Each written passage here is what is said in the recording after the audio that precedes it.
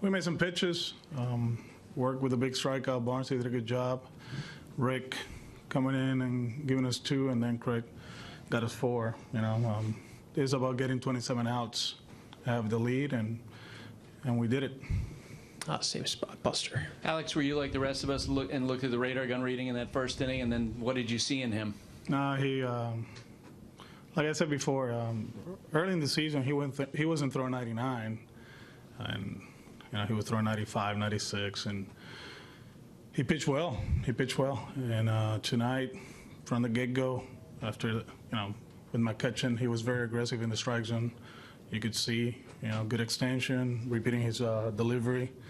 Breaking was good, changeup was good, and he did an outstanding job for us. Gave us a chance to win the game.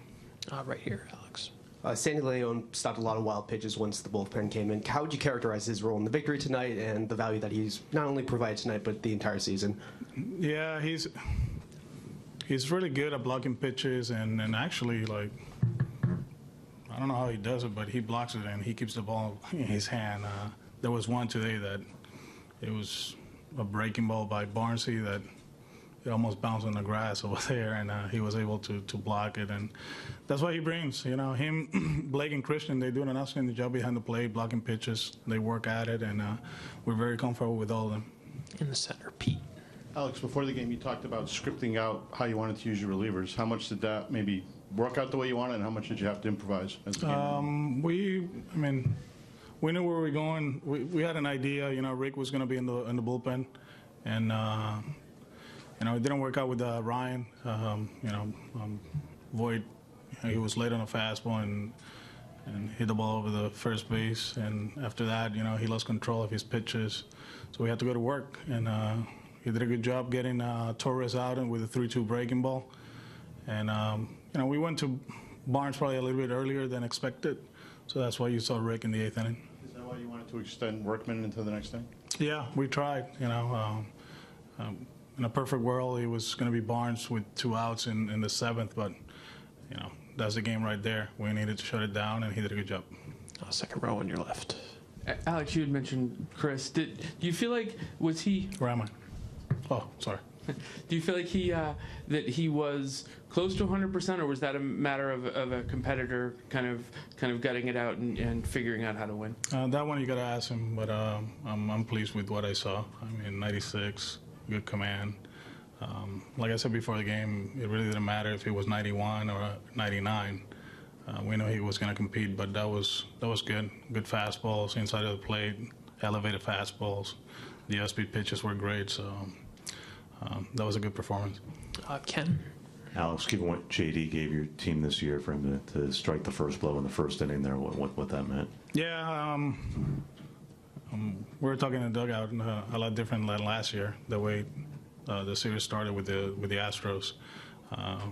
Benny did a good job going the other way, putting pressure on them right away. Pierce, that's why he was hitting third today.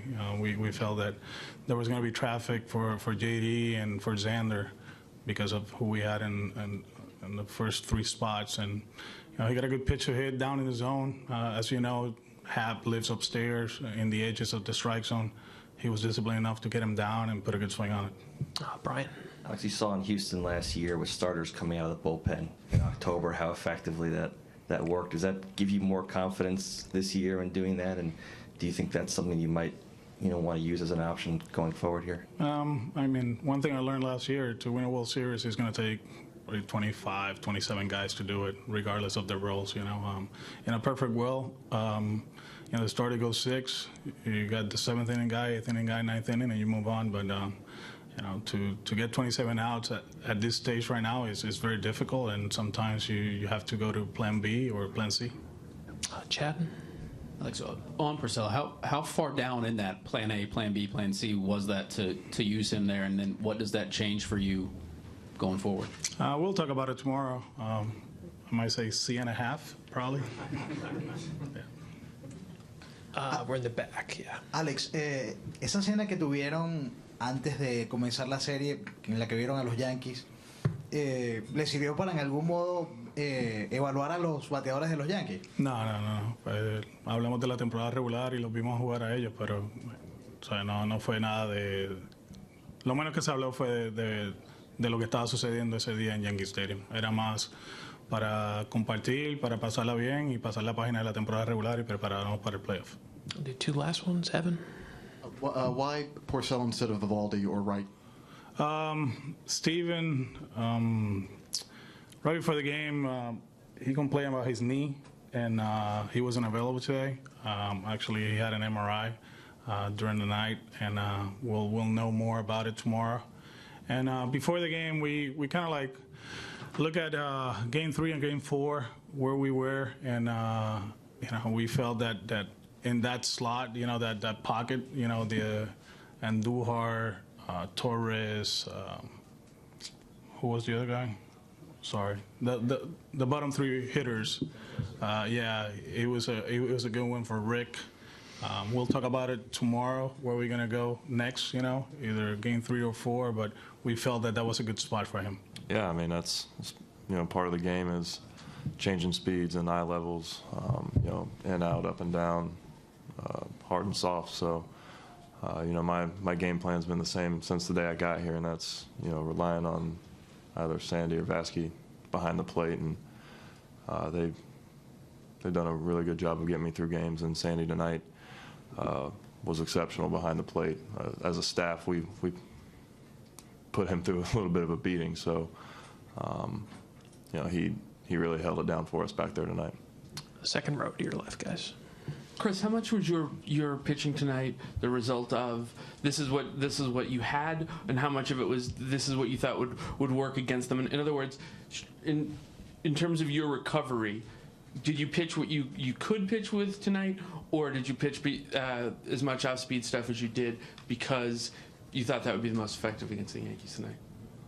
Like I said before, I go based on what my catcher says, and that was, Sandy's game plan tonight was, doing whatever we had to do to get outs. There's no holding back now. It's everything on the table, everything you got.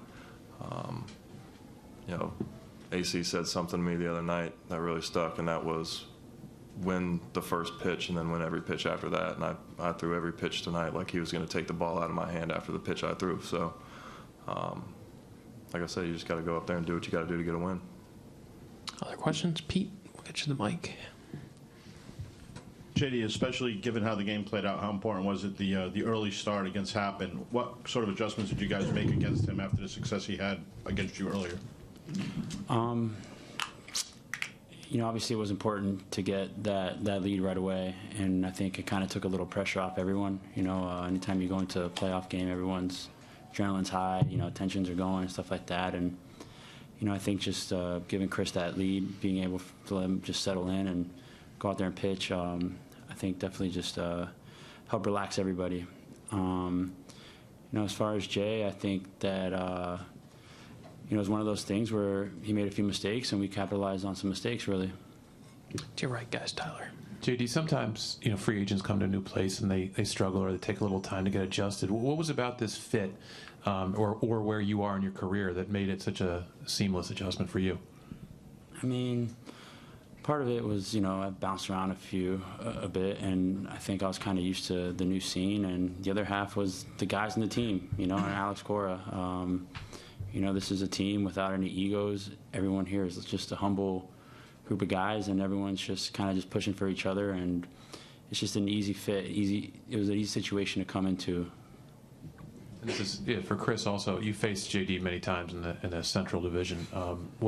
You had your battles, good and bad, but what made him such a difficult out, and what have you learned about him from being his teammate? Well, I was obviously listening to what he was saying, but something I would add to that is the preparation. I've never seen anybody prepare like him. The focus, the attention to detail. He could tell you what someone threw to him in spring training in 2012 in the 7th inning of a 3-4 ball game. He knows his stuff, and and once he gets locked in, he's in the zone. So, obviously, we do have a good team. We do have a great coaching staff, and we do have a very good group of guys in here. But he puts in the work too, and there's no question about that. Other questions? Brian, we'll get you the mic. Chris, when you're between starts now in the postseason, do you prepare as if you might be using it out of the bullpen in any given game, or only if somebody tells you that day that might happen? Yeah, I show up tomorrow,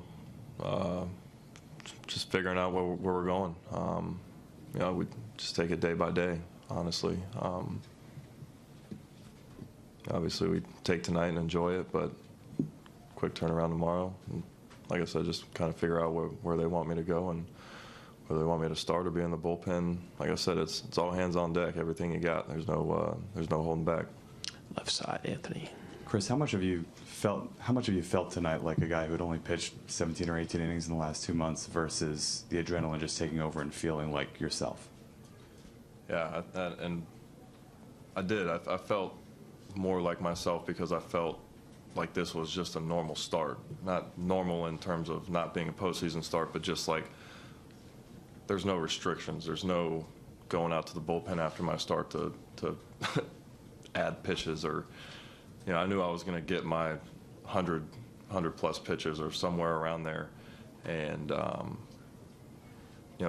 that's a very freeing feeling, and also being here pitching at Fenway. That was awesome.